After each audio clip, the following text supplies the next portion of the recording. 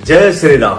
मैं पवन सिंह आ रहा हूं बाघमारा की पावन धरती श्री राम महायज्ञ के शुभ अवसर पर। धनबाद के लोकप्रिय सांसद बड़े भैया श्री ढुल्लू महतो जी के आमंत्रण पर चिटाही धाम राम राज मंदिर के भजन संध्या कार्यक्रम में 9 फरवरी 2025 को तो आप सभी जरूर आएं और भजन का आनंद उठाएं। जय श्री राम। जय श्री राम।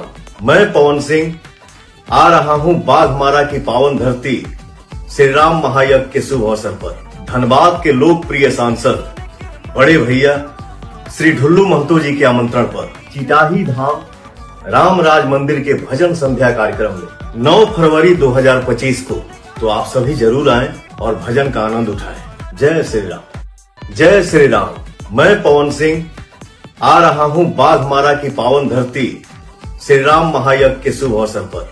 धनबाद के लोकप्रिय सांसद बड़े भैया श्री ढुल्लू महतो जी के आमंत्रण पर चिटाही धाम राम राज मंदिर के भजन संध्या कार्यक्रम में 9 फरवरी 2025 को तो आप सभी जरूर आएं और भजन का आनंद उठाएं। जय श्री राम। जय श्री राम।